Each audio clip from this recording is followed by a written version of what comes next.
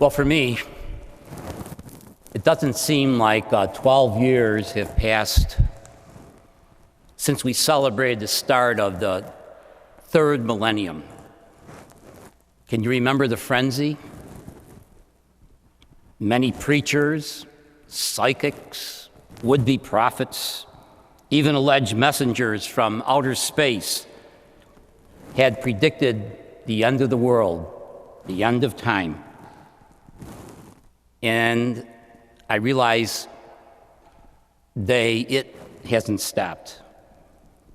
It seems like certain prophets are still out there in full force, warning that history will come to an end, come to a halt, especially when they hear the words proclaimed in the gospel today. The sun and moon will lose their glow. They won't shine anymore. There'll be all kind of catastrophic events and earthquakes and so on. It seems to fuel all this speculation about the end of time.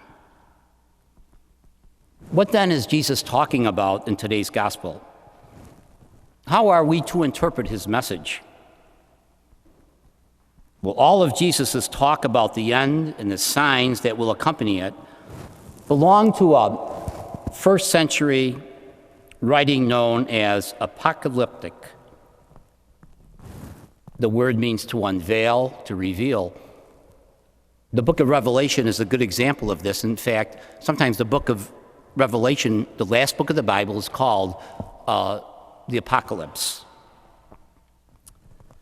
And I think it's important just to get a little bit of this background. In the early church, surprisingly enough, apocalyptic style of writing was to communicate hope and renewed confidence to a fearful people who were being fiercely persecuted, by revealing how God would definitely save his faithful ones from any and all evil forces at the end of time. Again, try to put you in touch with what times were like. About the year 50 AD, Christians were violently expelled from Rome. And so that gave them plenty of reason to be fearful, pessimistic, and certainly severely tested their hope. After the fire in Rome in July of 68 AD, Emperor Nero had set in motion a ruthless persecution against Christians, accused of arson and delivered to popular vengefulness. Right around the same time, can you imagine Peter and Paul being executed? So today's gospel takes on the consolation in the form of the glorious Son of Man, Jesus, coming on the clouds to gather his chosen and faithful ones from all the earth. The message of apocalyptic literature is really a statement or restatement of the good news. Apocalyptic literature is really aims to foster faith, not fear, to instill trust, not terror, to promote perseverance, not panic. In essence, it says, don't forget, the Son of Man will come to inaugurate a new creation and gather all the elect around himself. Of course, this is the question that comes up all the time. When will it happen? When will it happen? What signs will there be when all these things are about to happen and come to an end? Well, no one has any idea. It could happen this week. It could happen at New Year's. It could happen in 100 years. It could happen in 1,000 years. No one knows, not even Jesus, who was emphatic that only the Father knows the day and the hour when the end of time will come. It remains the secret of God alone. A long time ago, I remember some of the debates in the seminary, and one thing I walked away with was that when Jesus had put on human nature, he then even had limits, and so he doesn't know the end. And I don't want to get in a tangent on this, but I know when I talk with fundamentalists, they take the gospel literally, but when it comes to this, they don't take the gospel literally.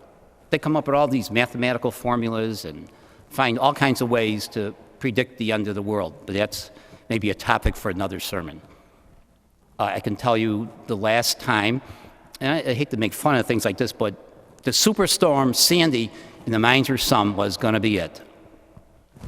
And of course, unfortunately for some people, it was it.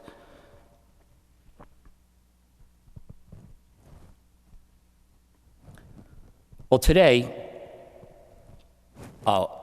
we are really graced to have 4 people enroll in the rite of Christian initiation of adults. It's like a grace given to our community.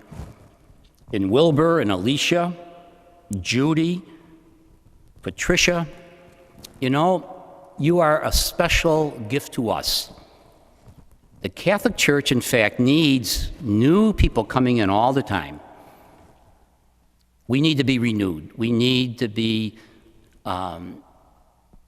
freshened up, so to speak.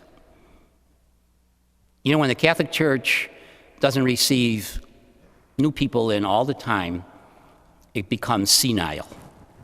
And don't quote me on that. Really, though, I find, for years and years and years, when we weren't receiving new people in the church and there wasn't a certain excitement, I found that it almost like it slackened our watchfulness. Our expectation slackened. Our missionary ardor began to cool. There's a certain lack of inner dynamism on the part of the community. Our apostolic witness was not as bold. That's why I say, boy, you are a gift to us. And today, I want to share with you and with the whole community how we are to prepare for the end of the world. Because as sure as I'm standing here, your world and my world will come to an end. We know that for sure. And, Jesus talked passionately about the end of time. And here's what he told his apostles, and the advice is meant for you and for me. We have to develop what we call a sense of watchfulness, where we discern the signs of the times. We see Christ in the signs of the time. We have to have a faith which is awake. Another way of saying we have to remain steadfast in the faith. Just finished reading one of these self-help books. And the main point of the book was the future is decided in the present. So I had to look at myself. Will I be prepared at the end of time? Will I be prepared at the end of my life? I have to say, am I prepared now? Right? What am I doing now? That really caught me. The future is decided in the present. And then, what Jesus told his apostles, it's very important for you and for me. It's taken from the book of Revelation. He says, lend the ear of your heart to the things that matter, the things of substance, the things of God. Lend the ear of your heart.